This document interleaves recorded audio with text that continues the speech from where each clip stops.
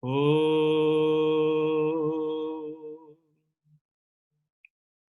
Sai Ishwaraya Vidmahe Sathya Devaya Dhimahi Thanna Sarva Prachodayat. Om Sai Ishwaraya Vidmahe Sathya Devaya Dhimahi Tanna Sarva Prachodayat.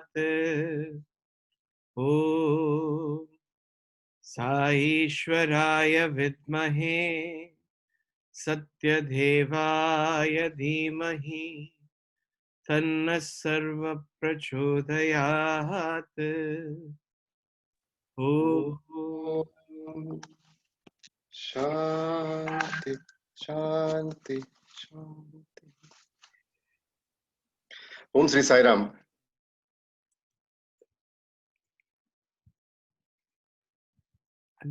Unmute yourself, brother. Unmute Oh, I'm yourself. so sorry. Yeah.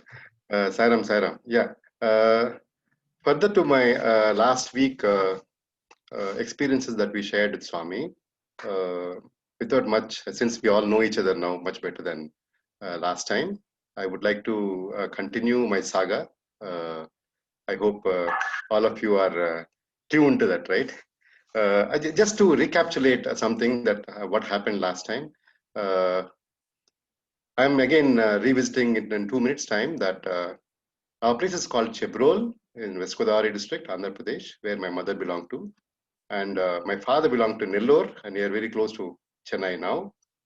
They both were wedded at Swami's place in a very Sai Kulwant hall, that is now where we have Bhajan hall now. 1962 is where when they got married in front of Swami, and Swami blessed them. No, but then just to set a context for the entire thing again, I thought I should relate something very, very close to this incident. My father had two elder brothers.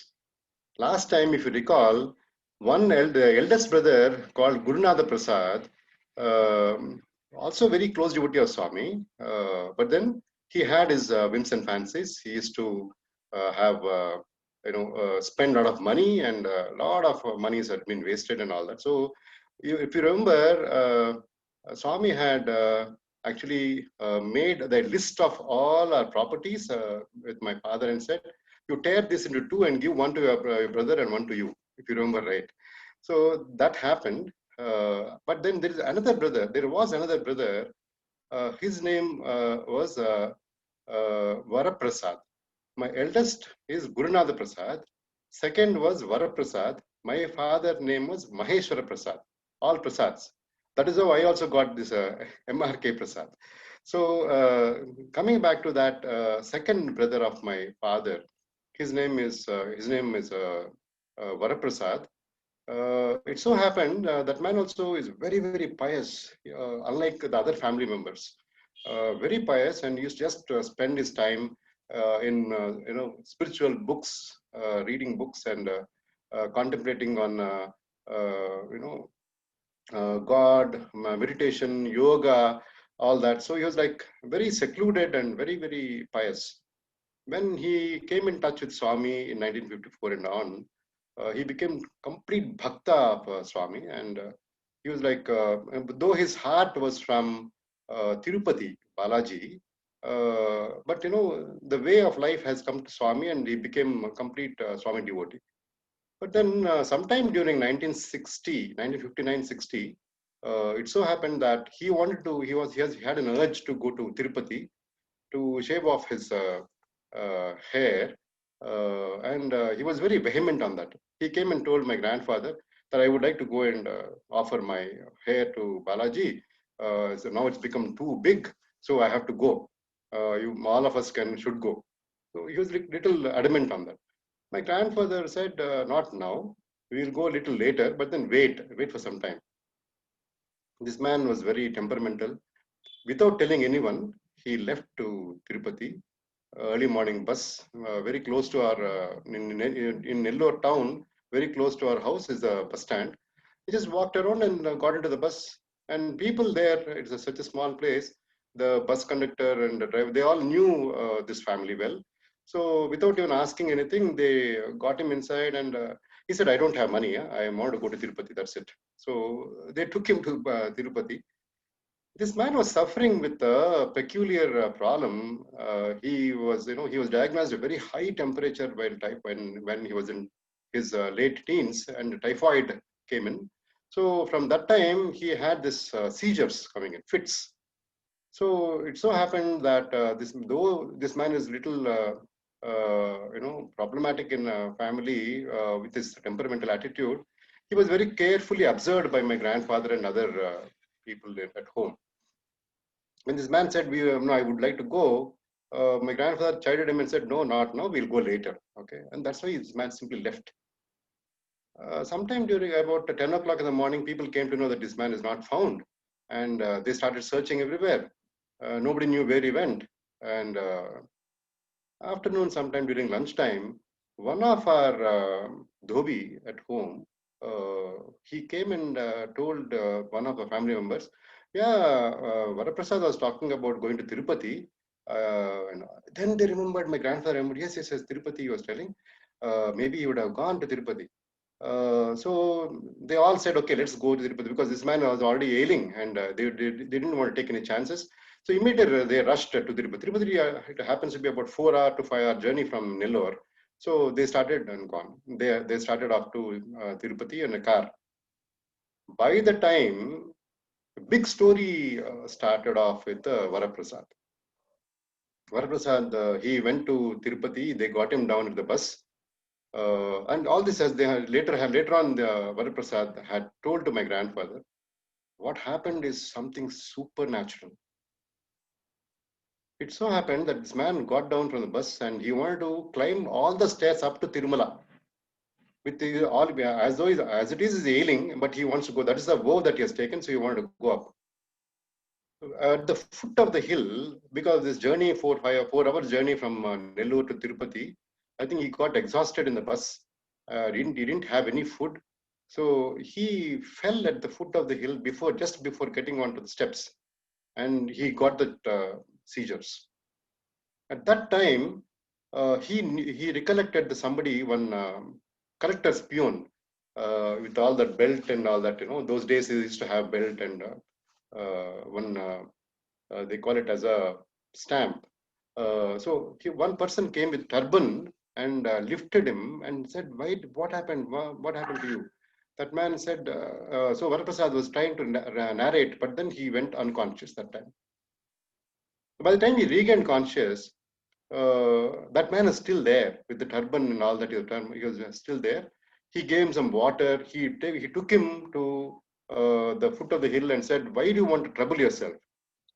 No, I want to go to Tirumala. I want to see the Balaji Darshan, and that is my vow, and I had to go. So this man said, be careful, take care, and he left him, and that man just walked away. That's it. So this man, with all his fatigue, he got up. Imagine seizures comes in, and there's so much of fatigue that comes in. So slowly, one by one step, he is taking up to go to the hill. Then he collapsed at one point in time. He said, "Oh, I cannot take this," and he just sat at the one of the step. He saw one small dog, a puppy, come in front of him from nowhere. It was wagging his tail, going around him, playing with him. White, very nice puppy, and he was trying to catch it. And the moment he was about to catch it, it went into the second step and waited there. This man got up with interest. He got up and about to touch that. Again, it went to the next two steps and sat there, looking at him and wagging his tail. So like that, imagine every 5 steps like that, he went up. This dog took this man completely up the hill. It took 3 hours for him to go up the hill. And this dog was still there. After reaching that place, again, that fit has come up to him. So he fell. By the time he regained conscious, the same turban man with that peon attire, he had come in and again helped him and said, I told you not to go. Why did you go and all that? He chided him and then said, okay, come, I will book a room for you. And he booked a room in Tirumala and made him sit in the room. and then he left. So this man thought, oh, somebody really saved me. And from there, he again went inside and then got his head shaved by about 4 o'clock or so. And 6 o'clock, this car entourage went to Tirumala to see this man, in front of that huge temple in Tirumala, Gopuram. He was standing there and doing namaskar. Exactly the time, the entire family went and saw him there itself. They asked him, what happened, Prasad? You should have told us before going and all that. They started, because they didn't want to actually admonish him, but same time, they're concerned. Then Mr. Prasad started talking about the entire episode, what happened. Then they, with curiosity, they went and checked who is this man actually who booked this room. There, the register said Sai Baba. Then they came to know, oh, this is a play of Swami. So without going home to Nellore, they went directly from Tirupati to Puttaparthi. So the entire family with this man, they took him and they directly went to Puttaparthi. And next day morning, by the time they got down, Swami was waiting for them at 7 o'clock in the morning. He was started like, he blasted him. He said, if I don't come to your rescue, who would have taken care of you? And this man fell at Swami's feet and started crying. Swami said, see, kukkalaga vachanu, nee kosam. Means I came like as a dog to you. I came like a peon to you. Like that, he started telling him all that. And the entire family fell at Swami's feet and said, Swami, you really saved him. Otherwise, you would have been lost somewhere. And then Swami said, no, don't take him anywhere. Let him be with me only. I will keep him in Puttaparthi. So this man stayed from then on, he stayed in Puttaparthi only under Swami's direct care and guidance. So 1961, my grandfather passed away. As I told you the other day that he passed away. 62, my father and mother got married in the same bhajan hall there. Till that time, Varaprasad was there only. 62 August, it so happened that he got again, this fits are becoming more. And Swami said, it is time for him to, I had to take care of him. And that time, Swami said to my father, you just got married, don't go near him because, he may become violent, but I will take care of him, don't worry. So Swami, almost every day, morning, evening, Swami used to come and give vibhuti to him. And, slowly make those fits, seizures come down. But it so happened on one fine day, Swami told my father that it is time for him to go. So my father thought, go back to Nellore. No, but then go back to him. And that one fine day he passed away in Puttaparthi itself. So Swami said, all the devotees of Puttaparthi that time who were there present, of course, less people only, about 500-600 people, they all went in circumambulation to the temple, mandir. They took the body, and with the body, Swami said, with the body you go do protection. And after 3 times protection, Swami said, Swami took the shawl of on the Shirdi Baba inside the mandir. He took the shawl and gave it to my father and said, put it on top of the body. And on the body, when they spread the entire thing, Swami was looking at the body and the rituals from top and said, now we take him to Chitravati river. So the body was taken to Chitravati river and then cremated and all that they had done. Swami was directly watching the entire program, what had happened, and said, it is time. I don't want him to suffer more. So I am taking him with me. That is the way he took care of one of the brother of my father.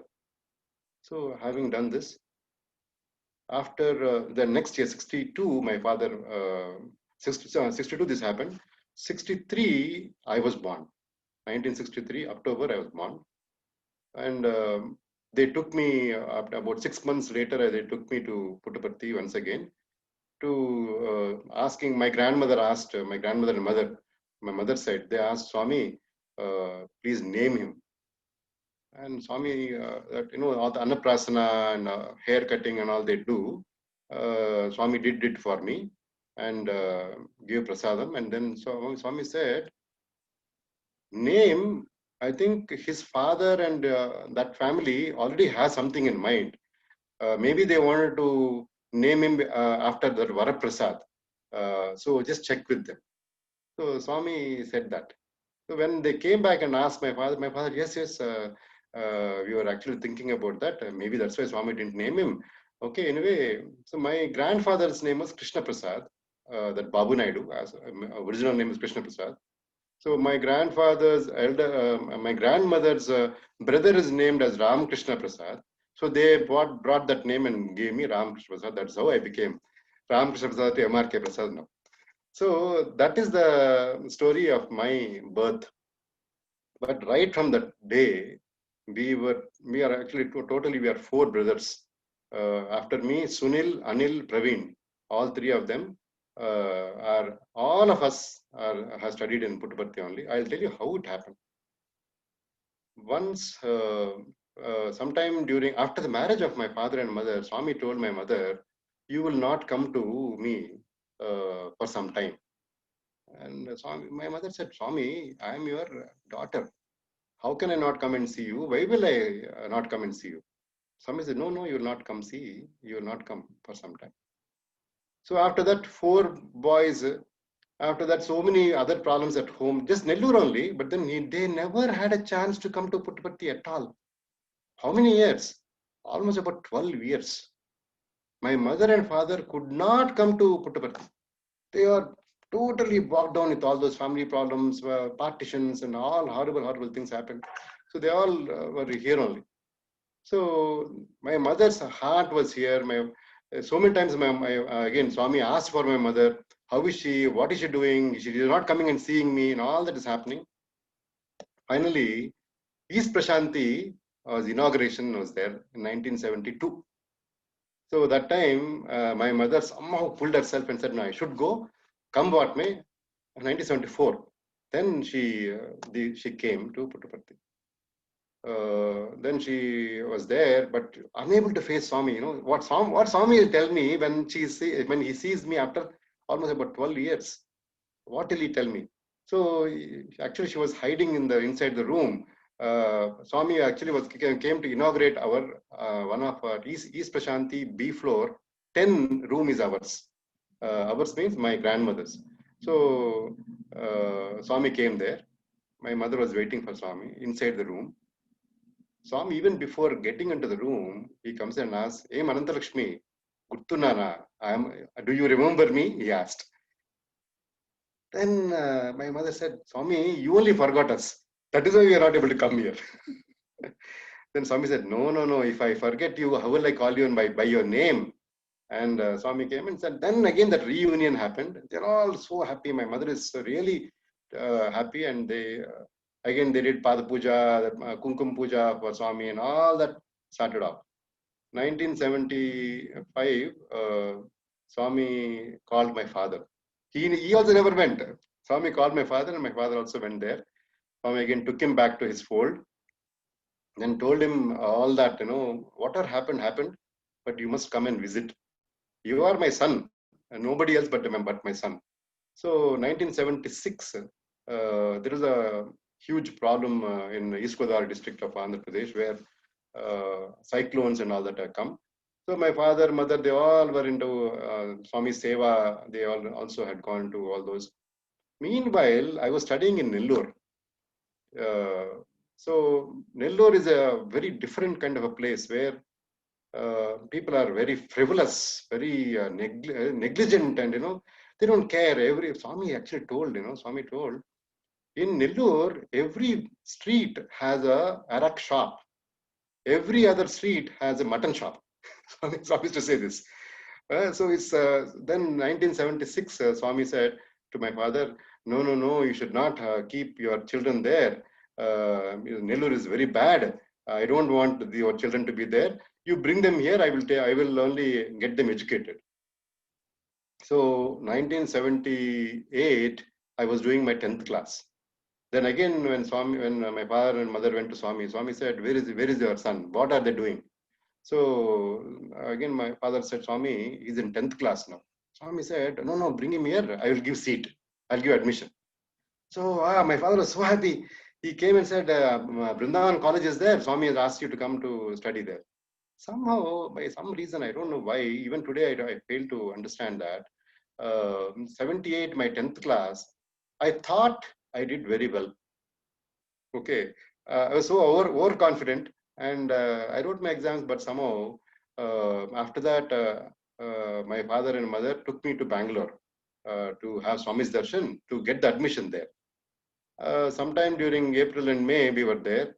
It was damn cold in Bangalore those days.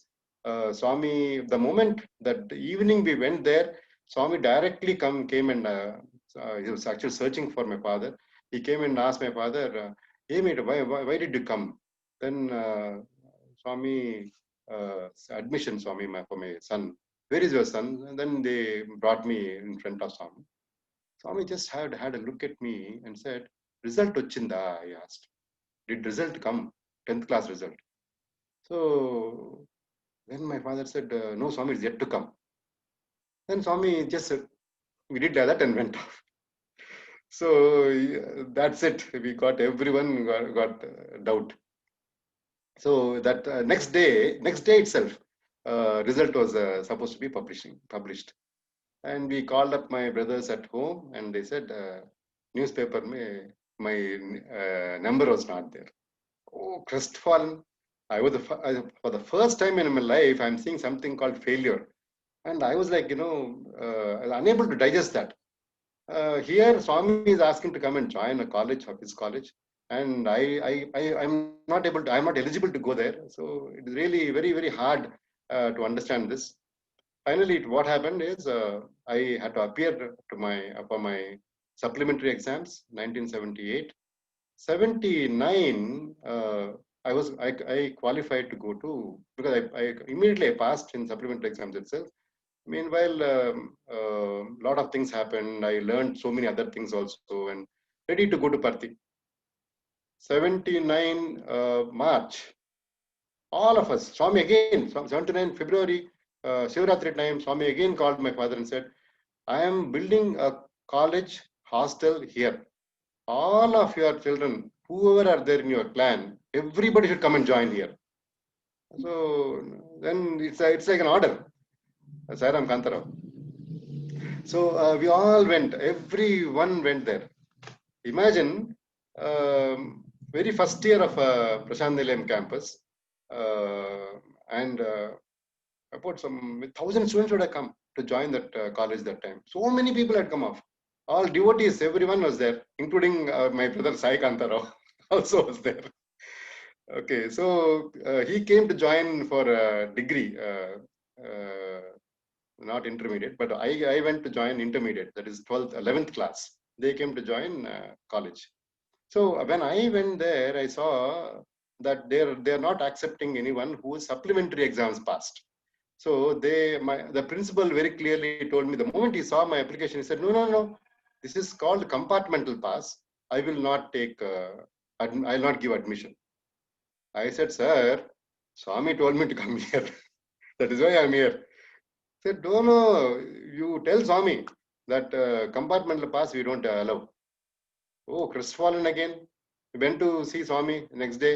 Morning, evening darshan. We were only there asking Swami, seat, Swami, Swami, seat, Swami. Swami used to say, blessed, and say, wait, happy, wait, and all that. What wait when results are already announced for college? List 1, list 2, list 3, list 4, list 5 also had come up, but my name is not there. I'm really worried. So imagine, June supposed to be college, but in July they started, I think, that time. I didn't get my admission. Everybody got admission. They are also started going to classes. College started off. I'm still there waiting. And one day there was a little fight in my home also. My father was saying, what is this? Swami asked us to come here and he's not giving us the admission. How long can you wait like this? Outside also colleges are completely, they are full now. It's too late. All that, they had lot of altercation at home. Home means one of the room in Prasanthi Nilayam. So when that day morning when we went, Swami straight came to us. Straight from that, if you see that photograph, One of the photographs that I actually have today, I sent it to brother. You can put it up. The next one. Yeah. This is the crowd that time. Imagine a few students sitting there, and Swami is to just walk onto the sands and straight come into devotees just in front of us. So then Swami came and straight he walked into the sands and came to us and asked my father, what happened? Swami, admission, Swami. My father also was very worried. Actually, from when the list started and my name is not there, my mother really got upset. She used to get up at 2 o'clock in the early morning. 3 o'clock, they used to get ready to go to the lines. Imagine 3 o'clock lines, 6 o'clock Swami's darshan, 6 to 6:30. That time Swami's darshan. She used to sit to wait and just to get the first line so that she can go and ask Swami for my admission. Like that, she went on for about 40 to 45 days, every day. I used to feel so sorry for my mother, that why should she take so much of trouble for me? And finally, Swami came that day, asked my father what happened. Swami, seat to admission, Swami. Swami immediately said, I told you I'll give you, no. What, Swami? College started, still no admission. Then Swami immediately turned around. Principal was standing there on the veranda. He called him. That man came running to Swami on the sands there in front of us. Swami told him, give him admission. So that man very closely went to Swami's ear and said, Swami, compartmental pass. He told Swami, compartmental pass student. Swami said, what is compartmental? Amy, compartmental, Amy. Then he explained, Swami, he failed in 10th class. Swami looked at me. He said, like, did you fail? Like that. He was asking me, just about to ask me. Then this the principal said, he failed, but again, he passed, supplementary, he passed, Swami. Swami only asked one thing. Did he pass? He asked straight one question. Did he pass? Yes, Swami, passed. Then give seat. But Swami, what compartment are you talking about? Did he pass or no? He passed, Swami. Then give him seat. That's it, over. Principal got it. So immediately, so there's no second thought. After that, Swami then said, Ili Cherchandi, you go and join him and all that. Swami said, already 1 week over, so go, let him join. So much of care again, that concern has come up. So he went and told my mother and the lady said also, don't worry, I have given admission to your son. I think I am the last person to join college that time. And only the few, very, very few people who Swami is told, that's why admission was given. So like that, I joined. Went to college, filled up the application form again, gave it to him. And so that man was looking at me like, oh, what a fellow you are. You're a compartmental pass fellow. I said, I don't care. Then he said, I will not give you MPC. I said, no problem. I will not give you my PC. I said, okay, no problem. What is left, that give me. Like that it was. Then he said, commerce, I'll give you commerce. I said, oh, no problem, sir. You give me first admission. That's enough, more than enough. That is how I joined. And then we went to hostel. We had to get hostel admission also. When we went there, Nityanand Menon was the hostel warden. He told me, why are you here? Swami asked us to join college. Go join. No, hostel? No, he didn't tell me. He didn't tell me that to give a hostel admission. I was again bold. So I again went back to Swami. I didn't go to college that day. Evening darshan, again Swami came and asked, hey, why are you here only? He asked. Then Swami, hostel seat, Swami. Then again he called Nityanand. He was also there in the mandir. He called him there in front of us. He said, Nityanand, you have admission in hostel. Like that, completely on his recommendation only, I could join. Otherwise, we would have never got that admission there. So finally went there and joined the hostel. 1979, August, I think same time like this, I joined the hostel. So that time I knew very clearly, this is the God sent opportunity for me. I should not let this go. I should take it to the heart and I should really work very hard and study. So I went, and I was a very, very disciplined student. And all the lecturers there also, who are again from Vrindavan campus, they came as lecturers here. So they are all very, very friendly, just about what, 3-4 years older than me, or maybe 5-6 years older than me. So they are all very pally with us, but then very strict. Discipline means discipline. Suprabhatam, Nagar Sankirtan has to be done. There is no chance at all with that you can escape. So, what one greatest advantage that we had is just in front of us, Swami's mandir. The moment you just get up and see from the window, you can see Swami's mandir. Just come out of the hall dormitory and you have Swami's darshan completely there from there itself. That's one of the greatest boon for us that time. So imagine Swami is to evening time around 4 o'clock or so. There used to be hush. Everybody, a lot of noise. So what happened? We used to come, get up and see Swami is walking inside the hostel. Swami just comes in and he is walking into the hostel, and people are all like, because there is so much of a litter in the hostel, right? Everybody is spreading their beds across, and one by one, everywhere. So many. Imagine one dormitory used to have about what, 60 people. 60 people on dormitory, 30 that side, 30 this side. So everybody crammed, okay. And Swami walks inside, every bed has to be rolled and kept it aside and neat. Everything should be neat. So the moment Swami is started from Mandir, somebody would have sensed it, and they started rolling beds, and a lot of from Mandir to East Prasanthi Annex, hardly about what, 50-60 steps. Swami, how far Swami comes off. So he used to tuck his come off, and then he used to come and sit with us. So the moment he comes in, imagine the discipline that used to have, that we used to be there. Everybody in spick and span, neat.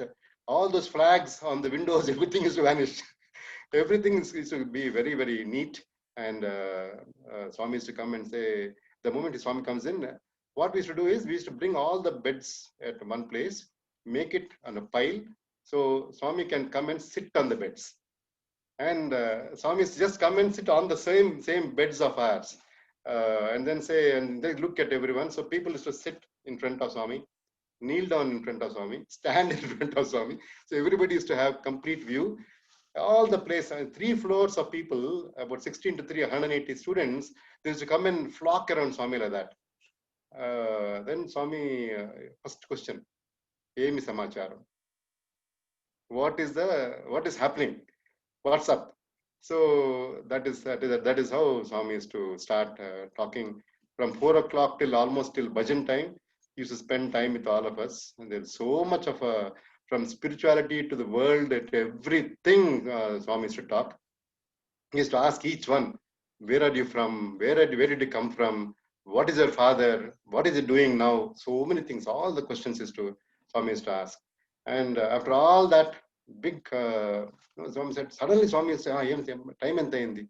Then Swami is almost 6 o'clock. Swami, bhajan time. Chal, we'll go. Swami said, used to get down and start walking to the mandir. And imagine all the devotees used to wait for Swami, and Swami is sitting with us. And the moment Swami comes down, those people who are all devotees, again they run and sit in their positions in the mandir, on the sands. So Swami used to walk and give darshan to them, and then go and sit in the mandir for our boys to come and do bhajans. So that used to be a ritual almost weekly, twice or thrice Swami used to come like this. Have a lot of, and when Swami comes in, lot of jokes, too much of humor. Oh my God. He used to pull people like anything. Pakoda, something, all he used to call people, and then nicknames used to be there. So it so happened, we used to have, chapati rolling boys, kitchen boys, Gokulam boys, like that. Used to have all the duties were spread up. And for me, since I joined late, I didn't have any duty to take up. I would have squeezed in somewhere, but then I wanted to have something exclusive where Swami can see me. I was used to crave, what service I can take so that I'll be noticeable by Swami. Then nothing was available. I used to go and work in stores, in our Prasanthi stores. There also so many boys, some 5-6 boys sitting and packing vibhuti, giving selling vibhuti there and all that. I never used to have any chance to get into one particular thing. So one day when Swami came in, boys started singing bhajans. Swami said, but I'm not able to hear you. So many boys singing bhajans. So then they said, no, why don't we have mics? So mics thing came into picture. Then I said, oh, this is something where I can catch up. I took that first time I'm seeing something wire, mic, speaker and amplifier and all that. So I took it. I was very interested in all this anyway. So I took. I was only one thing I was thinking is my thought is only one this thing. When Swami comes, there should be a mic. If Swami has to speak, mic has to be kept there. And if I take that as a service, and nothing like it. So then I took that service completely into that. Every day in day out, I used to be in that speakers, mics, and amplifiers and all that. So if a boy has to sing bhajan, there should be 3 mics: one harmonium, one singer, and one tabla. No choice. So that is one aspect. But when Swami comes, 2 mics. Those days it used to be Philips mics, and one for translation. I used to go keep everything and then wait for Swami. Swami tap that, and see me and say, Bhagu. Then I used to come back. So that is signal that everything is done. So that service I took over. After that, there was one Professor KBR Prasad who made us. He's a physics faculty. He gave us all that ohms, volts, and all that. He told us everything. So very few people, very few boys, maybe about 3 or 4 boys only used to be there on that. I used to lead the team with another boy called Srikanth. He was my contemporary that time. All 4 of us used to be active in this. So once college auditorium started. When college auditorium started, there was a huge auditorium about 700 capacity. Swami came and inaugurated that auditorium in the college. And that time, something from all these mics and new mics have come. All that entire thing was new stuff. So I was also into that and made everything ready. Swami has to come there on that day to inaugurate that auditorium and give a speech. Imagine there's nothing, so something we organized, all the new things, but then that auditorium didn't have earthing connection is not there. So the moment you plug in amplifier to mic to speaker, everything is giving shock. So I was like, I cannot even touch my amplifier. I took my handkerchief and I was operating on that. Knobs also are giving shock. Those days, no plastic ones. Everything is giving shock. So by the time we understood that it is an earthing problem, Swami arrived. Swami straight walked in, and I went and touched that mic. It was giving terrible shock. I said, "Oh, I had it today because there's nothing that we could do." Then Swami came and from the auditorium, how he comes is in the middle of the pathway. He comes in, gets onto the steps, and he came and sat in the chair. On the table is there and mics are there. Those days, Swami used to have a very peculiar habit. He used to come very close to mic. Sometimes his lips used to touch the mic. My fear was there. Without touching the mic is okay, but somebody holds the mic and all that and touches the lips. What happens to Swami? So I was like, that anguish has come off from inside. Okay, oh, what will happen to Swami? And Swami came, stood to speak. I was saying, oh my God, this is my end. Last day, gone. First of all, forget about me. What will happen to Swami? At that moment, that so much of feeling that has come from inside. I shouted inside. I shouted, Swami. I said, Swami. I shouted like that from inside. Okay, I know it very well. Okay. The moment I shouted, Swami just looked at me on the left side. I was sitting on the left side with all those amplifiers. Tuck, he said, Swami, just saw me like that. And I was bewildered, I was trying to tell Swami something, like I could not open my mouth. Then Swami just, in a flick of a second, he understood what is happening. And he caught hold of the mic completely, that mic stand. He caught like that. From that moment, there's no shock at all. My amplifier is working fine. Swami's mic also not troubling him. Full-throated Swami gave a speech for 1.5 hours that day. After he left, I came, my God, Swami really helped me. Otherwise, I would have gone. I came and again touched my mics. It's giving terrible shock. I said, oh my God, this is completely Swami. The powerhouse himself is there. Why are you talking about shock? I thought. So anyway, that is the first experience I had, live experience, that when Swami came and touched the mic, and he touched the mic and gave me a good smile also. So I said, okay, Swami has taken this completely on him. That is the first experience. Second time, when next time when our new hostel got opened up. So we all moved on to a new hostel. Christmas time, Swami came to our hostel also. Second time or third time, I think he came. Then he came and sat in the guest room that time. Guest room is a very small room, just about 20 feet width and 15 feet width, length. Small room. Swami came and sat. While coming, he brought one poet, one very, very famous poet from Nellore. That too, he's from my place. His name was Deepala Pichai Sastri. So, when I saw him, this man, I knew him from Nellore, I thought. We all sat in front of Swami, and Swami was very close to us. So I was sitting so close that, he can see me just like that.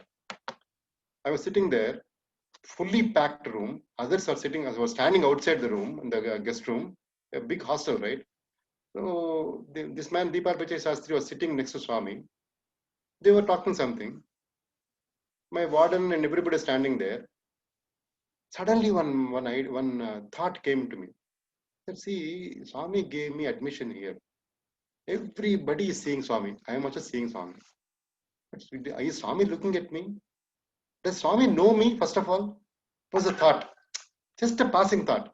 I thought, this man, he doesn't even look at me. He never, I don't think he knows me, that I am existing here. That was a thought that came in. The moment that thought came, Swami immediately turned and saw me. Just like that.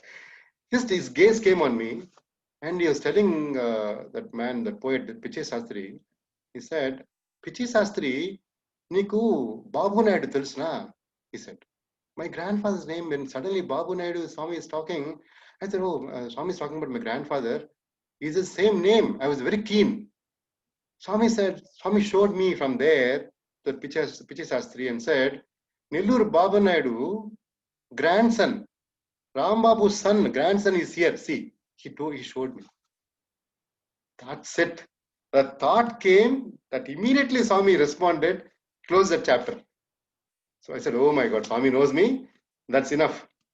So see, it is not important that you know Prime Minister. Prime Minister should know you, right? So that is the thought. Immediately it got cleared.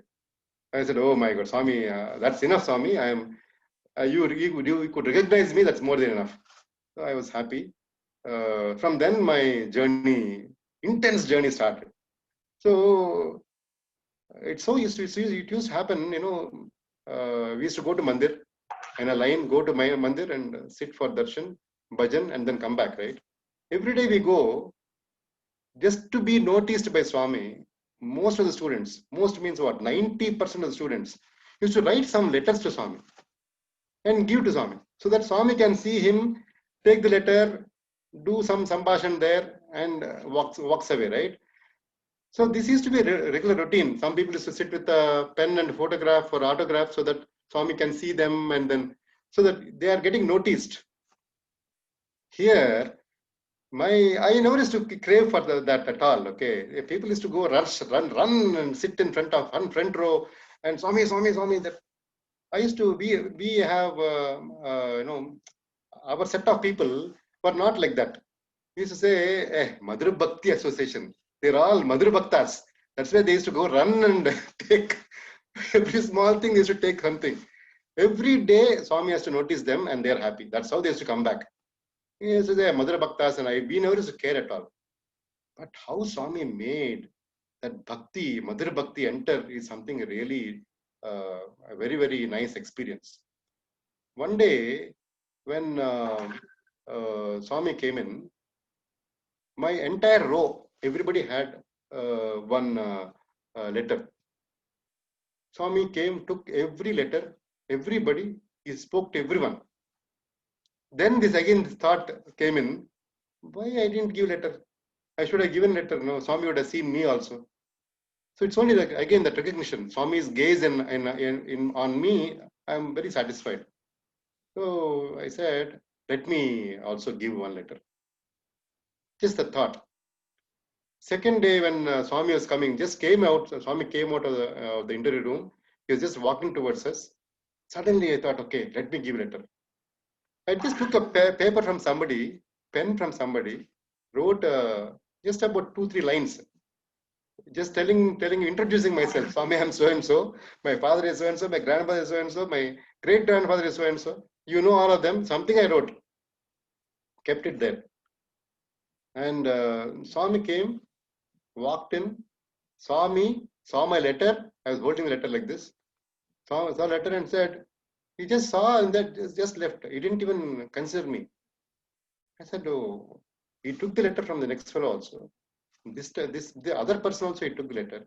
But why me he avoided? I was like, maybe I didn't write enough. So after coming to hostel that day evening, I went and asked the boy who was sitting next to me and asked him, hey, what did you write in your letter? Why he took letter from you and he didn't take letter from me? He said, see, I understand one thing. You'll have to pour your heart into the letter, your feelings, whatever you're thinking, that entire thing has to come onto the letter. That is how you should write a letter. Oh, then I said, okay, that means I didn't fill it up with enough feel. So that night, I finished that entire letter completely. Those 3 lines became about 24 lines. Folded nicely. Next day morning, went for darshan. That day, Swami did not come nearby. So at evening darshan, Swami again was very, very closely walking inside into us. I was holding the letter ready, waited for Swami to come nearby, raised my hand, and was about to give. Swami was just saw that letter and myself again avoided me completely, as though I don't exist. He was talking to the next boy, just next to me, somebody was sitting. That fellow, he stood there for 5 minutes. He's talking to that boy so much. He was laughing, joking. Here I'm crying inside. I said, by letter, Swami. First time I wrote a letter, 3 times he avoided me. 4th time at least you can take now. He didn't even care. He just walked away. That next day, what I did, I turned around the letter. Whatever feeling I had, everything I wrote in a poetic way. I said, Swami, this is not correct. So much of pain I have. If you only take, I get relieved. Otherwise, I will not. So I wrote back side of that page also fully. I wrote. Then again, by this time, that ends of the page, that page also started crumbling. It actually folds have come off. So 5th time, 6th time, 7th time, 8th time, Swami came, just looked at me, left. He didn't even bother to take the letter. That arti from inside started developing. So much of a pain, so much of arti, that. So I said, see, this is the 10th time. If Swami doesn't take letter today, I will never write letter in my lifetime. I thought so much, okay, that day, almost, tears are coming off. And then I was sitting there. Swami came like that. And finally, he came directly to me, stood in front of me. Now is the chance. I said, okay, if I don't give it now, never again. So I took the letter outside, waited. Swami is standing here, okay, just in front of me. If I move, the robe will touch me. So much close. He was talking to somebody behind me. So he was facing me, right? So I said, Swami, letter. Like this. Swami didn't notice me because I was right in front of him, down there, right? So he didn't notice me. So I touched him, his hand, touched him like that and said, Swami. Swami then looked at me like this. He looked at me and said, Swami, letter, Swami. He didn't care, okay? He was talking to somebody like that and was going on and on. So he didn't, my letter was almost near his hand. Then Swami's hands will be like this, okay? He'll be holding like this. So I kept the letter on his palm. When he's holding like this, I kept the letter on his palm. And Swami really didn't notice this. I thought if Swami moves, it will fall off. So I kept it in his fingers like this. So now it cannot go, right? At that point in time also, Swami didn't look at me. Then I tapped his feet. Swami, Swami, Swami, Swami. Then Swami again looked at me and my letter. But unmoved with all this, he just turned to that side. That letter came and fell in my lap. Swami just walked away. That was the time I said, enough. I will never give it anything. I just came out, tore that entire letter into pieces. I said, I will never ever again give letter to Swami. Forget about this. The moment I tore that letter, that day evening when I was walking back to the hostel, I said, I am relieved. Next day, I didn't care. I didn't run for the lines. I came in my own pace, sat in the last row. I didn't even care at all. Swami finished his ladies' darshan, came to gents' darshan. So when he is entering this side, I'm the first one. Okay, if he's coming from the other side, I'm the last one. But when he's coming from the other side, I'm the first one. Swami, the moment he saw me, he just stepped three steps he took simultaneously and came to me and said, where is the letter? He's asking me, where is the letter? So that was when I cried for the first time. Being near Swami, after having written that letter for such a long letter and waiting for him for 10 darshans, 11th darshan I didn't care, I tore it off. Then I just gazed at him and said, Swami, I just said Swami. So then Swami said, if you want to put a pen on your paper, it's my will. It's my will that will make you write a letter to me. If I don't want you to write a letter, that thought also will not come to you. So that is the message that day I got. Very, very clear. He said, if you have to write a letter, take a pen and write and put it on paper. That is my will, he said. Oh my God. So anyway, so I said, okay, whatever I wrote also is all his will only. So I just kept quiet and said, okay, Swami, your will is prevails. So after that, that is how my arti started towards Swami. That, you call it devotion, bhakti, or whatever name it is. But that craving that, you should be with Swami, go near to Swami started off. That is when that inclination to be there, nearer to Swami, and dearer to Swami is what happened from that time. And we were very, very, very close, and almost every day Swami used to look at us. Some occasion used to talk. All that used to happen. Once it so happened that when Swami came to hostel, I was putting the mic to Swami. Swami asked, Etla undra mi cinema hall, he asked. We had a cinema hall. My father, after worst of the things is, Swami doesn't like cinemas at all. And my father built a cinema hall. And that too, that cinema hall is also in the Chevron place, where Swami came and sat. That same field, that place only is the cinema hall has come up. So, of course, my father came and took the blessings of Swami. Swami blessed him. Okay, cinema hall also, he didn't care, but then he blessed. So when cinema hall came up in 81, I was studying there, and Swami came and asked me, how is your cinema hall, he asked. I was about to tell him, very good Swami, Bagundi Swami, I was about to tell that split of a second, I said, Swami knows everything. Swami telsu, I said. Swami knows everything. Swami again came near me and asked, how is your cinema hall? Etla undi mi cinema hall? Then again I told Swami, Swami telsu. Then third time, he came very close to me, just near me, and said, Etla on me cinema hall. Seriously asked. Then I said, Swami, I told twice, no? I said, Swami telsu, Swami. Then he became very serious. He said, Swami anta telsu. Swamiki anta telsu. Again, third time he said. Then he blasted my father. How can you build a cinema hall? You are all four sons. You're all getting spoiled if you go to cinema. Cinema is not good at all and all that. He said, okay, all that fine. Then he told me, don't see movies. He told me, cinema choddu. He said, okay, Swami.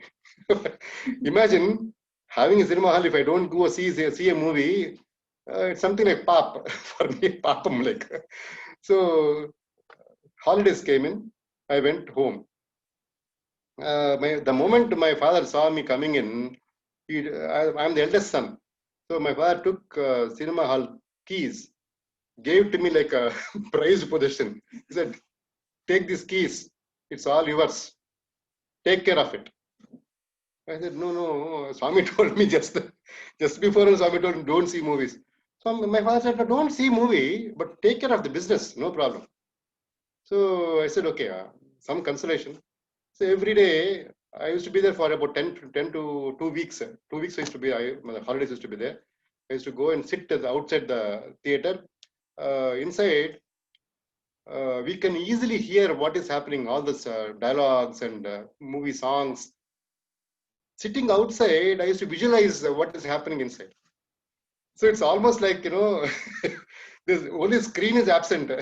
Just all, you're actually looking at the movie only. So just about 2-3 days before I had to go, one very famous movie came. That is something called Srivariki Premalekha. Still I remember that. That is to husband, that girl is giving a love letter. So that is the movie name.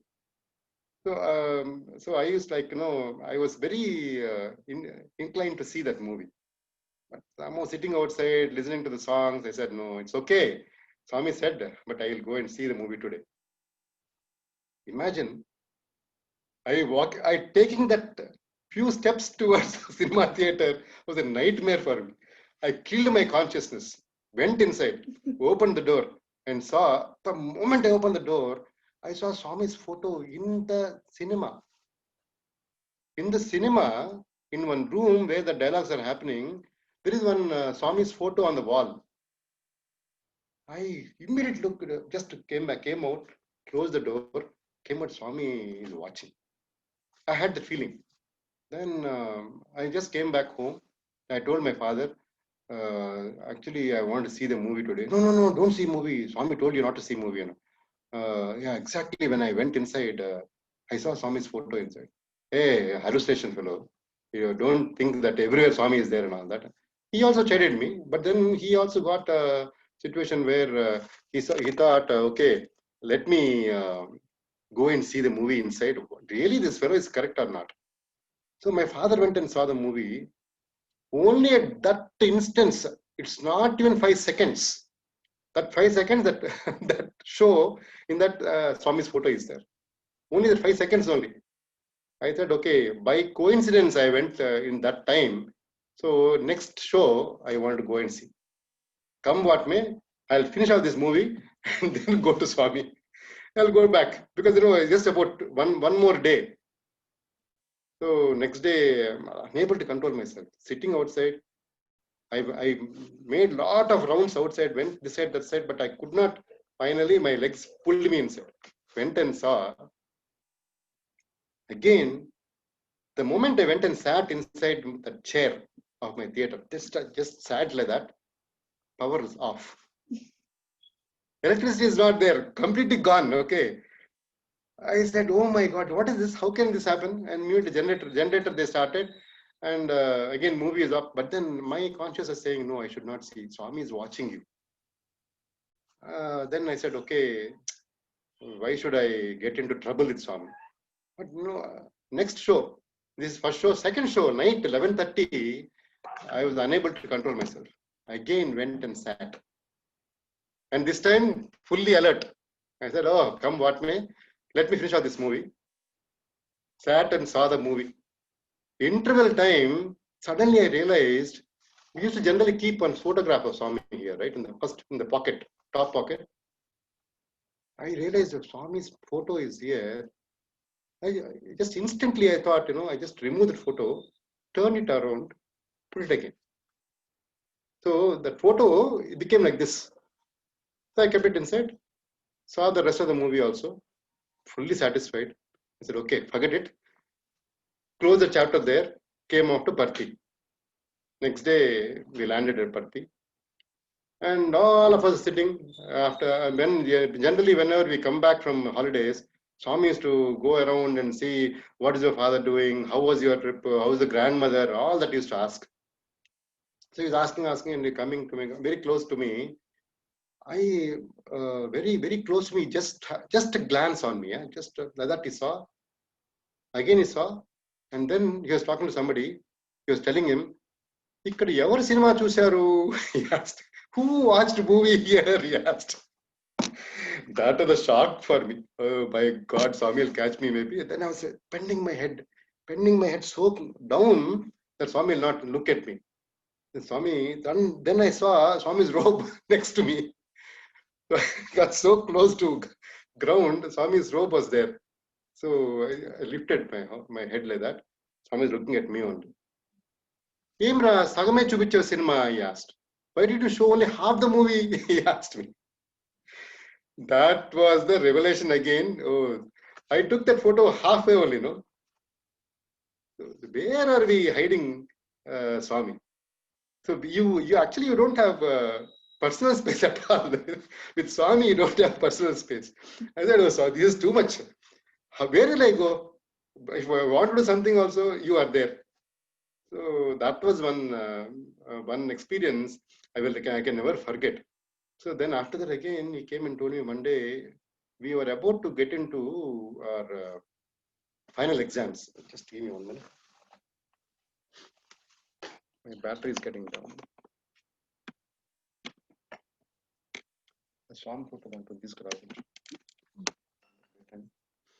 So then about to get into final exams of BCom, 1984. Then Swami, first time he started final, what is it called? He used to call something. Final batch interview, exit interview like thing, something like that. He used to. So first time he started that. So all of us are supposed to be getting into the interview room. He used to talk with us for about 2 hours and tell us, be very careful when you're going out, all that, like a mother used to give us so much of a, real life scenario that he used to tell us. And that day, I was also there very close to Swami. Then suddenly I realized, what is this happening if I go out of this place? Where can I ever come back? Will I really have this close proximity with Swami? So I just asked Swami, once I go, if I come back again, I will not get this proximity. What to do? I just asked him like that. And Swami immediately said, why do you bother? I'll give my visiting card. Who will stop you? He asked. Then we didn't understand that. No, Swami, if I go out from here, if I come back, generally I'll not get this close proximity, right? Swami said, nobody will stop you. I'll give my visiting card. He said. Like, when you go to a company, MD of the company, imagine that will give you a visiting card and come and see me, that visiting card. That time I didn't realize, but then immediately created some visiting cards of us. And from that day till now, I have this visiting card. This is the visiting card that he has given us. You see, this is the visiting card. So from that time, we used to treasure this visiting card of Swami. Even today, after 45 years, I still have this visiting card with me. Then he told all of us in the room, about 32 people we were there, all final year students. He said, anytime, this is the hotline for you. So it is like, if you have pain, immediately you get back and say, just take the photograph, So Swami immediately connected. So that's how he generally equipped. But then that is the visiting card he gave and told us, nobody will stop you to come to the camp to Prasanthi Nilayam. I will take care of it. Very happy. So we all took that. I think most of them, they lost that photo. Swami, the visiting card. Some of us, very few of us are still having it in original shape. That was a blessing that came from Swami. So that time, after this is done, one day after our just about our final year exams, I was sitting in front, somewhere near to the interview room in the veranda. Swami just finished off his darshan, went inside the interview room. My warden came and sat next to me, just sitting next to me only. Then again thought, I asked him, sir, I have a cinema hall. Swami told me not to see movies. How is it possible, sir? See, if I see movies, it's something like a sin. Swami said, Papam ra, you should not see. Then I told him, when a butcher cuts goat, mutton, meat, he is not afflicted with any sin. But people who eat, they are afflicted with sin. People say, right? Don't eat non-vegetarian, you will be afflicted with the sin. But what happened to that fellow who cut meat, butcher? That is his profession. Like that only, I have a cinema hall. I am like a butcher. I cannot be affected with any sin. I told him, some crazy idea that came. I just opened up and told him. That man said, brilliant question. He told me, very good question. Wait. He just instantly got up and went into Swami's interview room. Swami was there inside, and interview room was not closed completely. The moment he went inside, I was able to hear. So we are so close. I was able to hear. He's telling Swami, oka abbai cheppadu. He's telling one boy told that so seeing movies is not papam. The moment he finished that sentence, Swami sprang up and came instantly to me, directly. He didn't even search anybody. Okay, he came straight to me and said, "Don't see movies." He told me again. I said, oh my God, why me? Of all people, why should I ask this question? Why I got this into this trouble? Don't see movies. And then he explained, like a very, very good mother, very loving mother, he explained to me why you should not see movies. What will happen if you see movies? What type of thoughts you will get? Because thoughts, actions, and all that, so much story Swami told me. Don't see, never go to a movie. I said, okay, Swami. I said, oh, this is the last. The thought itself, I should take it off from my movie is not in my dictionary. Over. So I came back. After that, okay, that is done.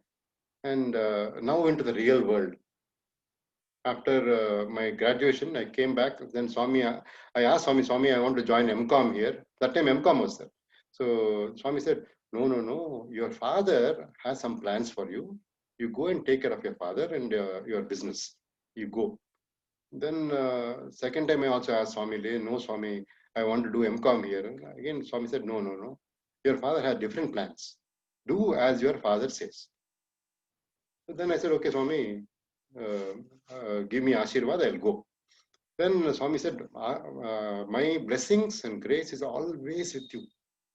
In abundance, dandiga unnai, he said. And very, very closely he took me and gave a lot of vibhuti and then he said, go home, I will take care of it. And I came back home. The moment I came home, my father, I was just coming inside the house. My father saw me and said, you come, do CA. He said, Chartered Accountancy course. I said, oh my God, again studies. I want to do a job actually. I thought of this unending chartered accountancy in India is like horrible. You will never pass. You only write exams. I said, gone again. So then I of course I went and joined a chartered accountant. Started studying again.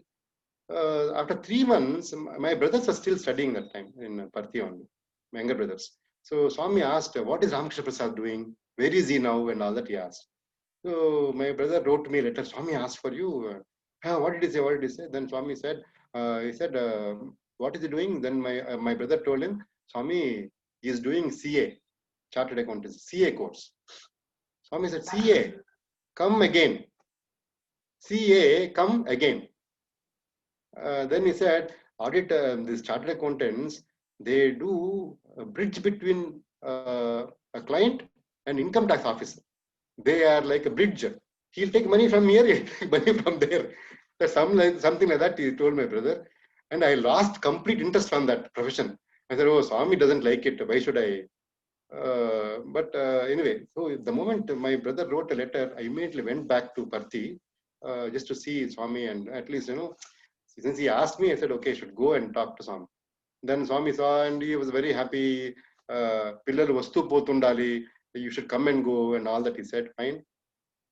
I went back and started off my chartered accountancy course half-heartedly. I didn't want to do actually. I was in Vijayawada. Vijayawada, there's no other occupation other than movies. There are about 40 theaters in Vijayawada town. My test started from here. What to do after evening 6 o'clock? There's nothing else to do. Either you go home, sleep, or eat food. Only pastime is cinema. So I have to avoid this. I should not go. But then this one movie called Shruti Layalu, which is who the devotee, that person who produced and directed is a devotee of Swami. So Bhagavan Sathya Sai Baba Vari Asiradamuto Shruti Layalu, something came. Swami also blessed. I can go and see this movie. I was thinking like that. So one day I said, only one chance, Swami, prayed Swami. I told you, but then this is from your Asirad only, so I want to come and see this movie. So I prayed at home, went to the theater. You will be wonderstruck with this thing. What happened is so horrible. I went to the theater, so such a big line. So I stood all my patience almost for half an hour, and then my turn came. The moment I kept my money there, that fellow closed the door, saying that tickets are sold out. I said, how can it happen here? So much time I was waiting here. How can this happen? No, tickets are sold. I went to an extent, because I also have theater at home, right? So I know all those clan, movie theater, movie guys. I went to the extent of manager and talked to him. Said, no chance. Full, theater is full. I said, I'll stand and watch the movie. He said, no way. Came back, very, very upset. I said, this is not correct. Then I realized Swami told already, and you are unnecessarily flouting the rule. So okay, I said, fine, forget this. Then one more Brahmam Gari Charitra something came, again Vijayawada. Unable to control, people said, oh, fantastic devotional movie, you must go and see. Went again. Again, same thing. I went and took the ticket this time. Went into the hall. In my seat, somebody else was sitting. I said, who are you here? Why are you sitting here? He's saying, no, same ticket, duplicate number has come. So B6. Then I went and complained. They said, no, it's not. But that fellow is not agreeing, sir. You please take next show and come. So then again, I said, no, this is not correct. What I'm doing. Swami is observing me. Otherwise, how can it be possible? Same ticket, two numbers can come. So again, it came out. Third time, imagine, still I have guts to go and see the movie. I was not, that thing was still there because I thought I should see a good movie, go and picture the same movie in my theater. Business, no, there. So again, that inclination, I said, I want to go and see more. Some stupid movie came, again I went inside. This time, you will be surprised. I got thrashed in the cinema theater. There's such a huge rush for that movie. I got into that mess. People threw me out. Got badly beaten up. I said, oh my God, this is something. Now Swami is showing his strength.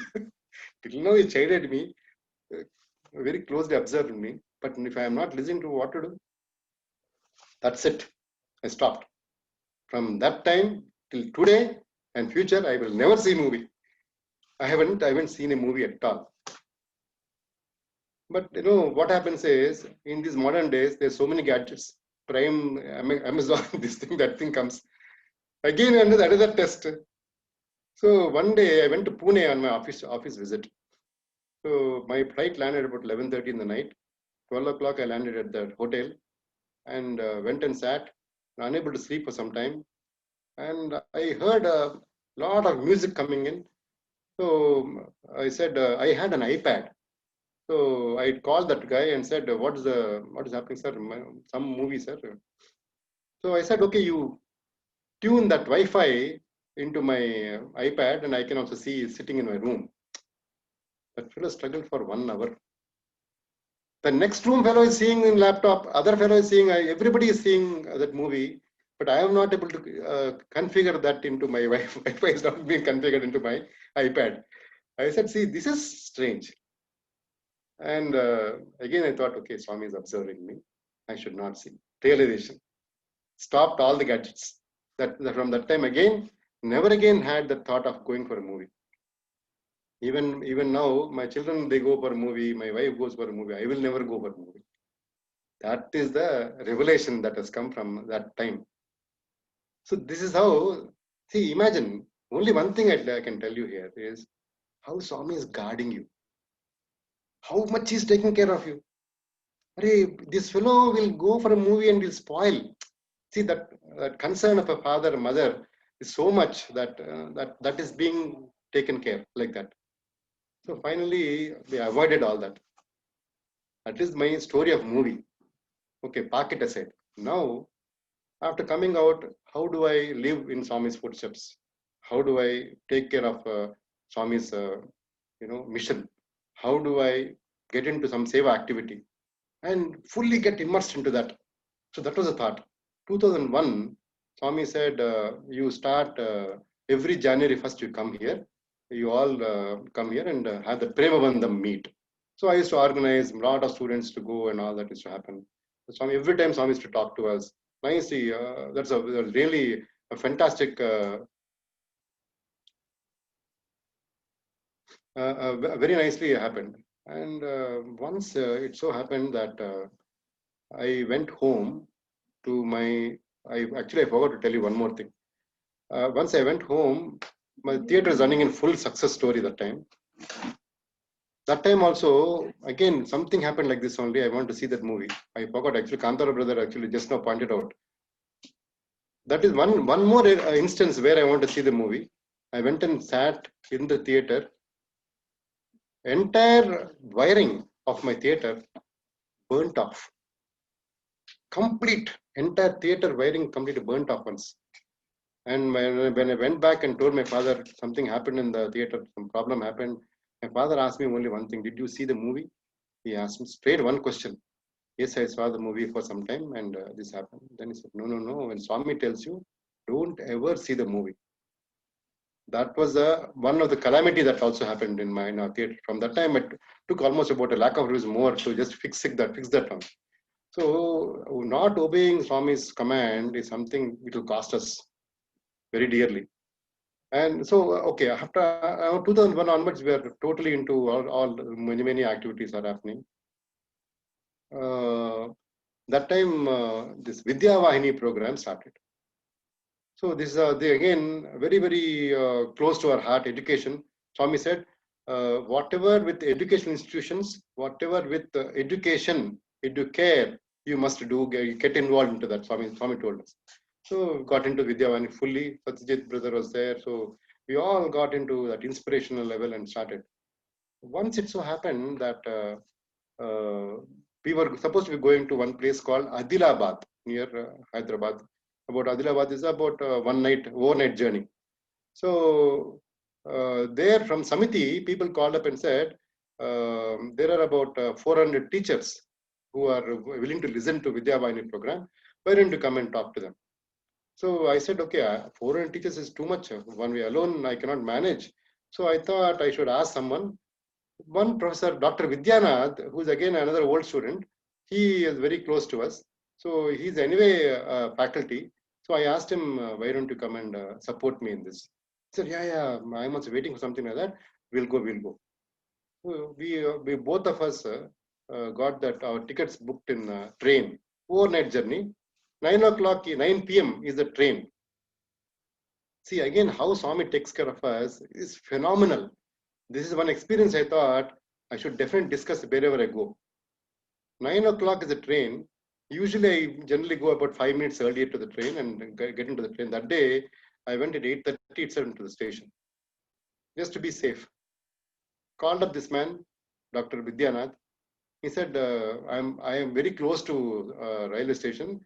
It'll just take about 10 minutes time for me to go reach out. Not to worry, I'll start at 8:45 and all that. Okay. I was waiting in station. 8:45, I called him. He said, I started.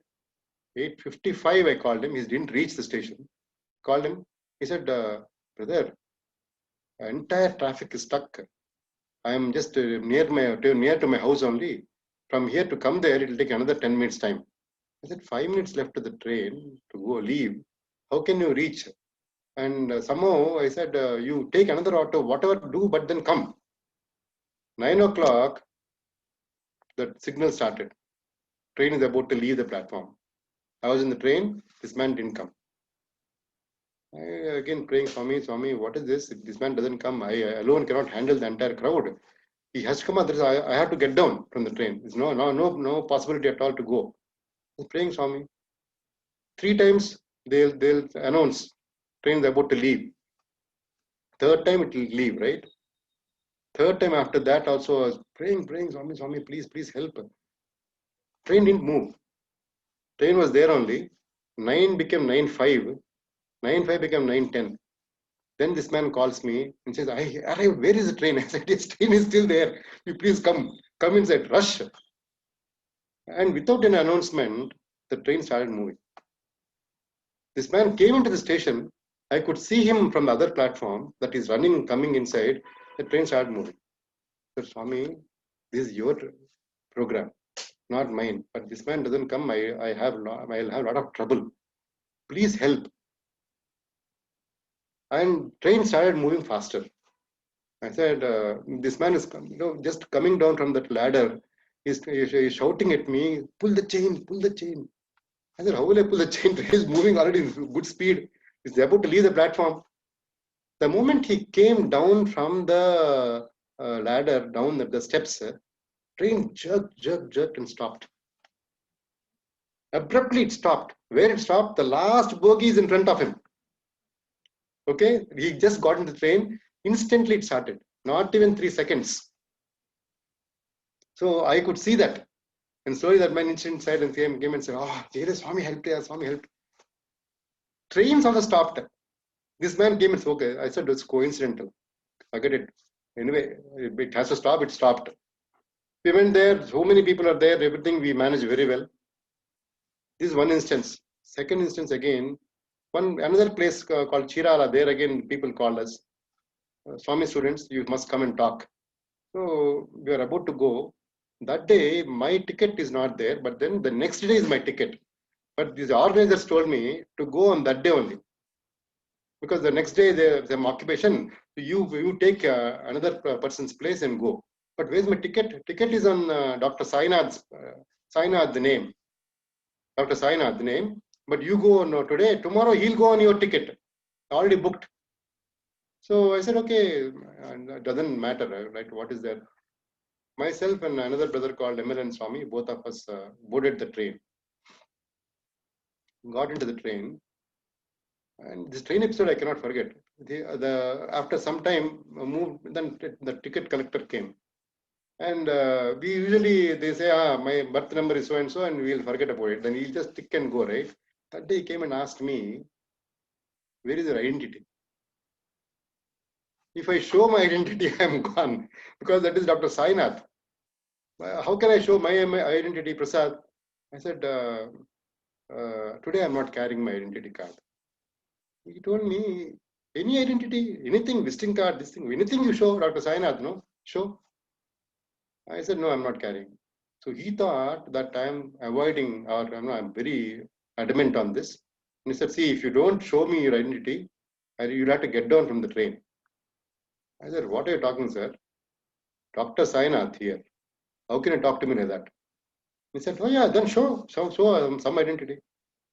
I was like, what other people who are sitting next to us, we are all engaged in conversation. That man, other people are saying, Show, sir, why you want to get in trouble with all these people? Why don't you show? I said, no, I cannot show. I just kept quiet. That man, TT, said, I'm going to the other side of the corner of the bogie. I'll finish all that and come back. You must show, otherwise you have to get down. Police people also are here. I'll attach them to you. Horrible girl. What is this? I was like, praying, Swami, I am going on your trip. You cannot make me this, embarrassment like this. And just closed my eyes and prayed, Swami. Imagine what happened. Those days, early days, Nokia phones used to come with one enablement. When you push it to start, Nokia will come. Like that, Nokia will come like that, right? So there you can change that to your name if you want. So MRK Prasad will come, right? So then I said, instantly the flash came. Dr. Sainath, I just kept and switched off that phone. So again, I had to say, check, right, if it comes or not. So switched off, and about to switch on, this TT came again back and said, show, where is your identity card? And he called the police people. That, in every bogie, those days, there used to be two constables. They came and said, see, this man, ticketless traveler, throw him out, he told me. Oh my God, this is like, other people are all looking at me, what is happening? See, something never happens. And I said, what are you talking, sir? If you want, you can check any other thing we can do, but today I'm not carrying any identity card. Then he said, give me your mobile number. Then I gave my mobile number. He said, he started dialing that number on my, I said, no, my phone is switched off. I'm supposed to be switching on. He said, give that phone. And he only switched it on. Imagine how things happen. Switch it on. Dr. Sainath came. You're Dr. Sainath. Okay, take. And he left. See that instantly how Swami helped in that technical thing. I said, oh my God, this is how Swami can take care of us.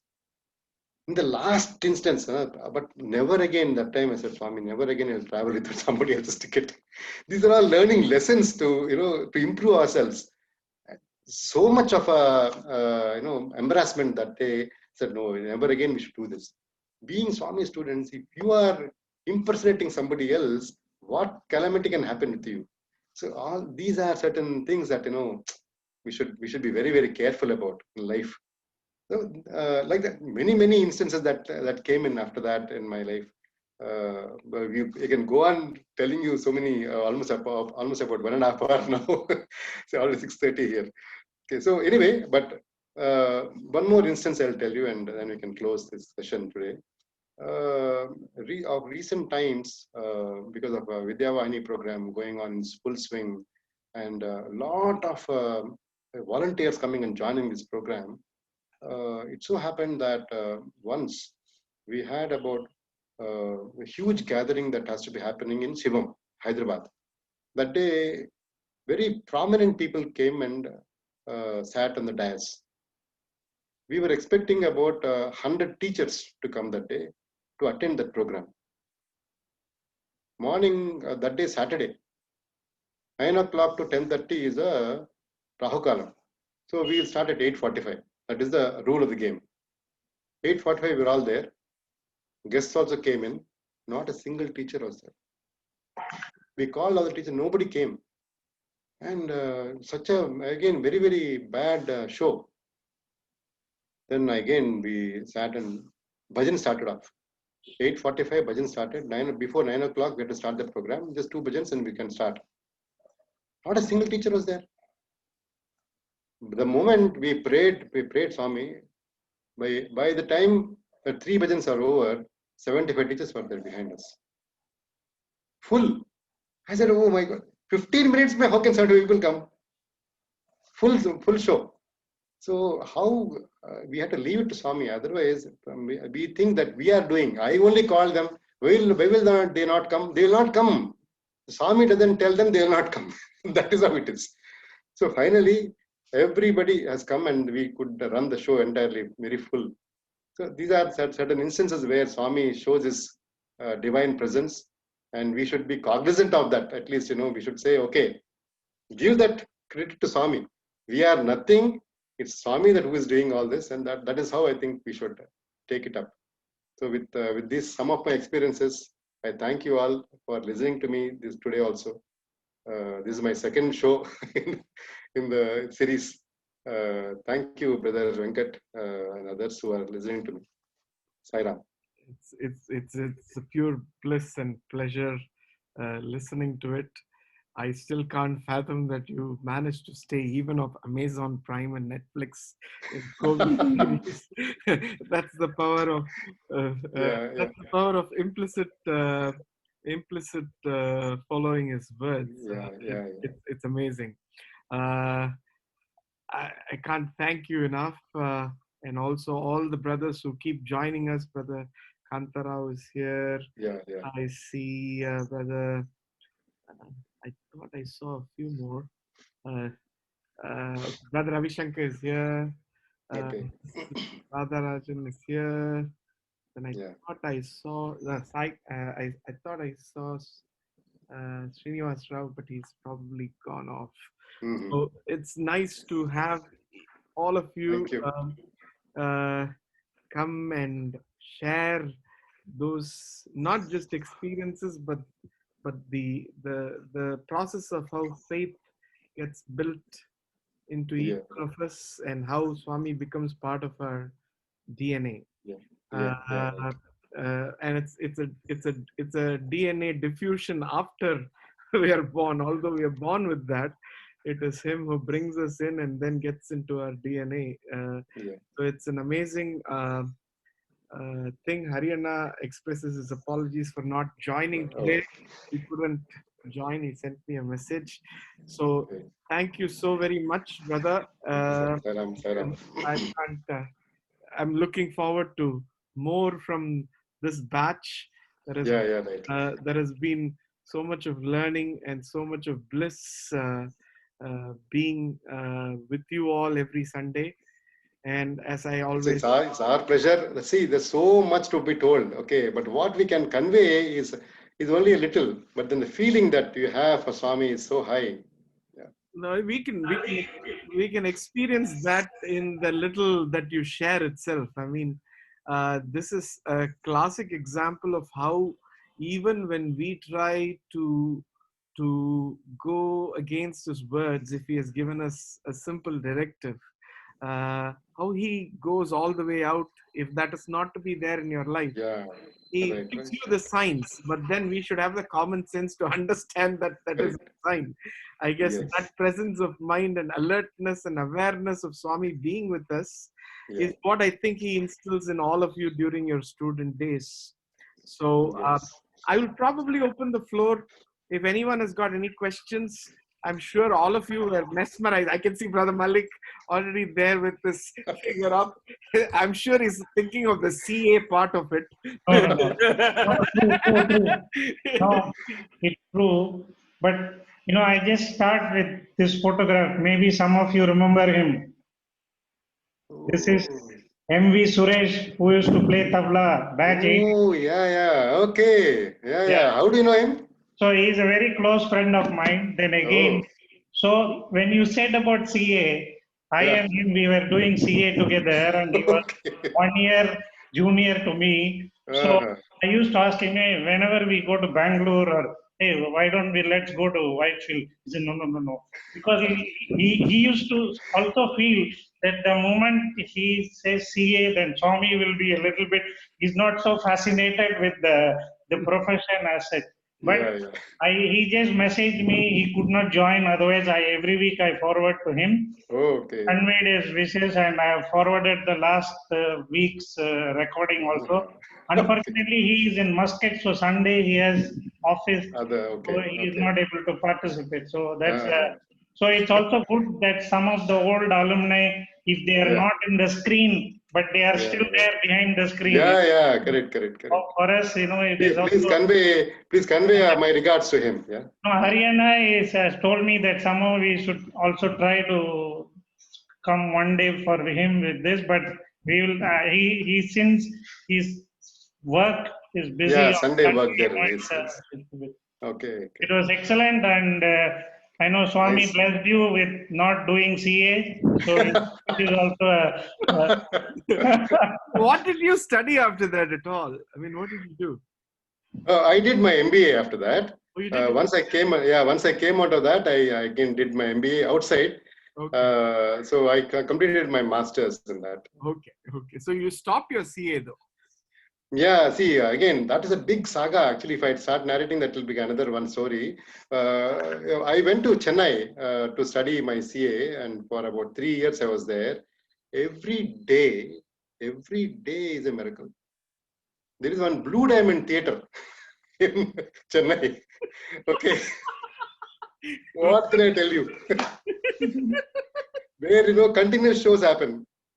Morning they'll start, an entire night that show is there. Anytime you can just go in and come out. What can I tell you there also? Also, I was very keen to find out what is the name of your theatre, because during Oh, 81 to 85, I used to travel a lot on audit to Nellore, okay, Guntur, Puttur, okay.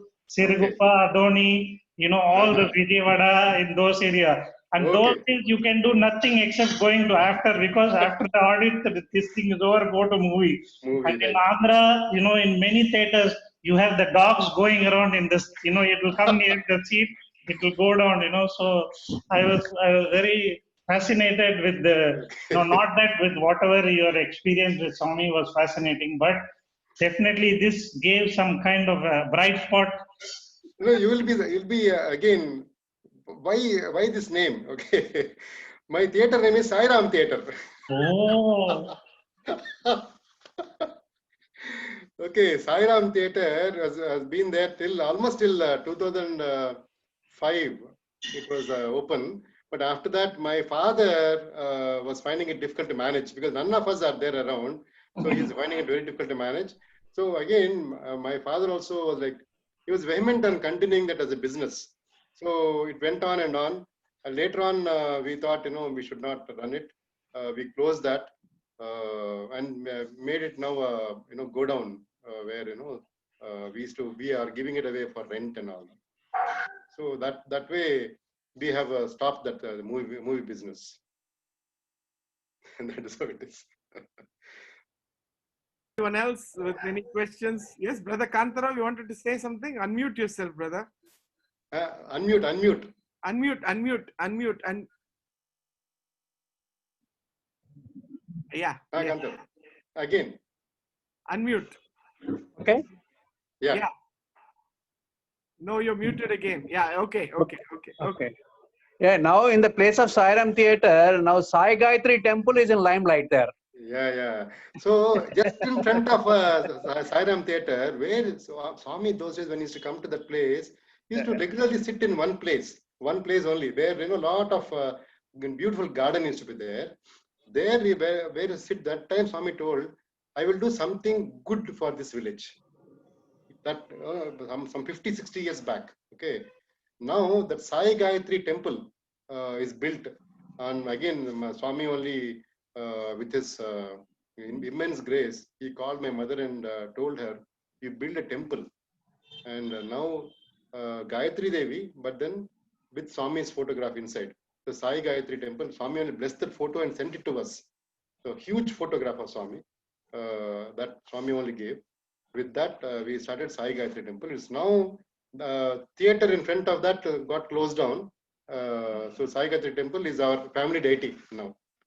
That's how we treat Gayatri. Fantastic. Absolutely blissful. Anyone else? Any Yeah. questions? Yeah. They are a real blessed family it is, and we are fortunate to be associated with them also. That's it. Yeah. I should say Wonderful. It now almost, I'm waiting for COVID to end, and then we need to make big pilgrimages to all these places. Yeah. That's See, right. Yes, again, once again, just I'm reminded of that. Swami said some shrines will be there wherever Swami had gone and visited. Swami said some like that about 18 shrines. That time when Swami told us in 1970s when he created that big shield and showed it, some shrines are there. He said based on these shrines there will be my visits to a lot of places where it will become temples. He said. So one time, 2006 or 2007, when some boys wanted to go to US, we had the Premabandham meet. Our people got up and asked, Swami, my parents are in UK. I am in US. My kids are studying in India. What to do, Swami? How you are saying you be in India only, what to do? Then what Swami said, you bring your parents to you. You stay with your children. Don't leave India, he said. People are unstruck. What is the Swami said? Don't leave India. Then he said, don't go to US. You go, but then earn money and come back. Don't go stay there.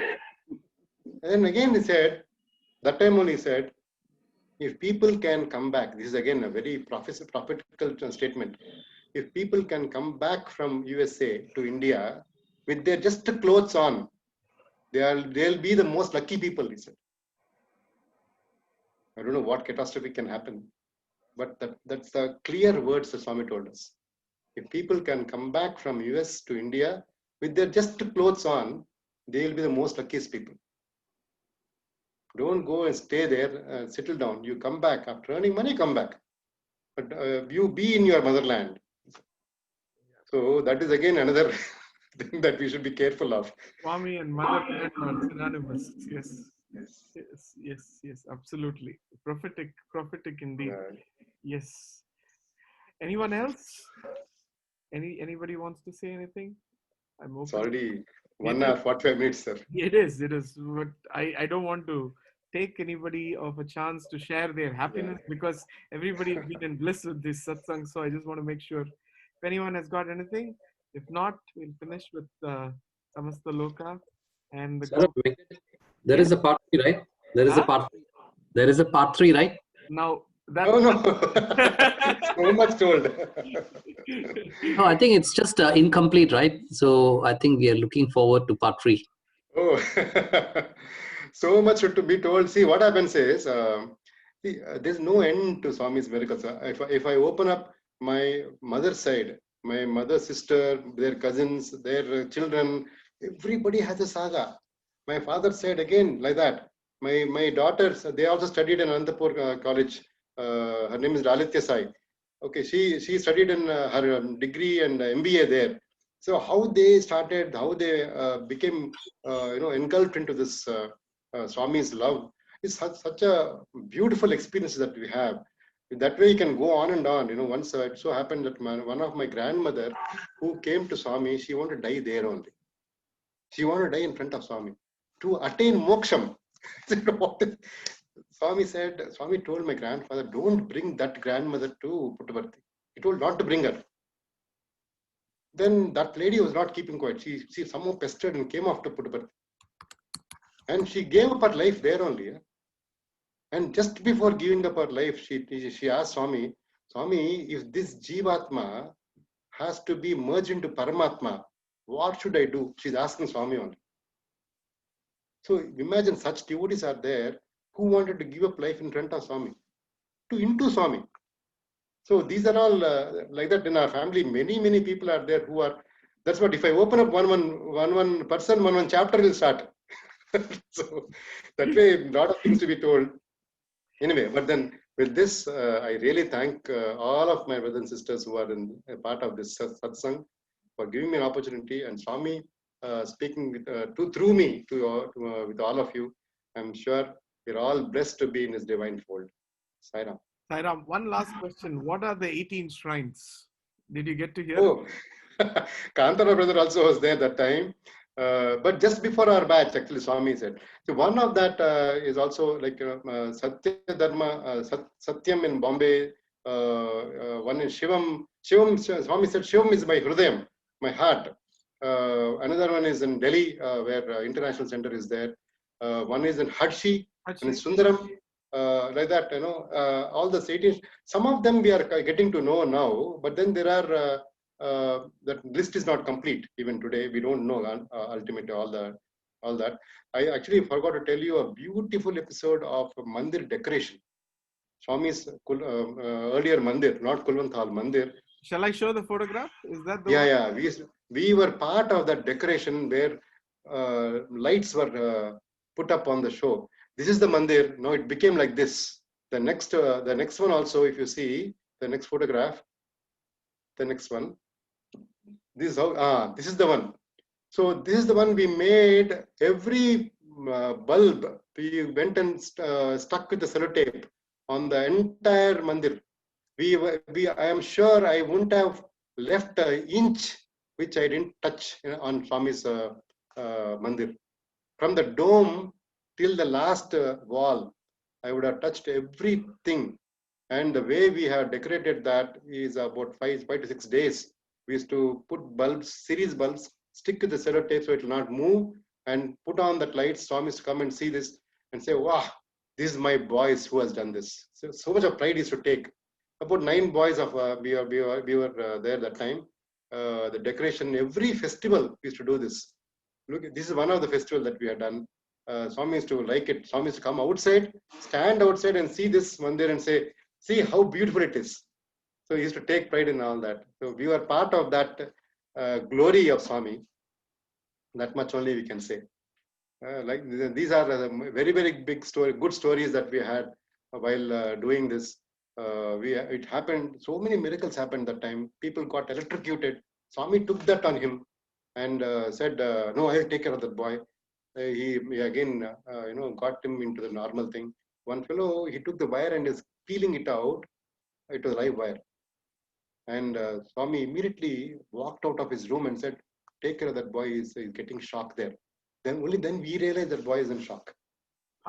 So that way he saved that boy. The entire tongue burnt off for that boy. But again, 1 week's time, the tongue is normal again. Swami took care of so much about that boy. Like that, so many miracles happened that time. Nobody was hurt. People fell off from the top of the building down, and he just brushed and came out of that. Imagine such a big building. So many miracles that way. Absolutely, brother. You're right. We can go on, and but I'm sure it's His will that we have come across all of you, and it's His grace. I can't thank COVID enough, although it is affecting a lot of people. It is affecting a lot of people. Pray that suffering ends for whoever is going through it. But these satsangs are our bonanza. So with that, we'll finish with 21 Samasta Lokas to pray for everyone, and looking forward to seeing you all next Sunday. As I said, I do not know who is the speaker. He knows, and you will be known. You will be made known who the speaker is as it evolves. Sai Ram. Sai Ram, Sai Ram, everyone. Sai Ram. Samasta loka sukino bhavantu. Samasta loka sukino bhavantu. Samasta loka sukino bhavantu. Samasta loka sukino bhavantu. Samasta loka sukino bhavantu. Samasta loka sukino bhavantu. Samasta loka sukino bhavantu. Samasta loka sukino bhavantu. Samasta loka sukino bhavantu. Samasta loka sukino bhavantu. Samasta loka sukino bhavantu. Samasta loka sukino bhavantu. Samasta loka sukino bhavantu. Samasta loka sukino bhavantu. Samasta loka sukino bhavantu. Samasta loka sukino bhavantu. Samasta loka sukino bhavantu. Samasta loka sukino bhavantu. Samasta loka sukino bhavantu. Samasta loka सुखिनो भवन्तु समस्तलोकाः सुखिनो भवन्तु। ॐ शांति शांति शांति। जय बोलो भगवान श्री सत्य साई बाबा जी की Jai. Sai Ram. Have a wonderful week ahead and good night. Sai Ram. Sairam, brother. Thank you. Sairam. Thank you so Sai much. Ram, brother. Sai Sairam, Ram. everyone. Sairam.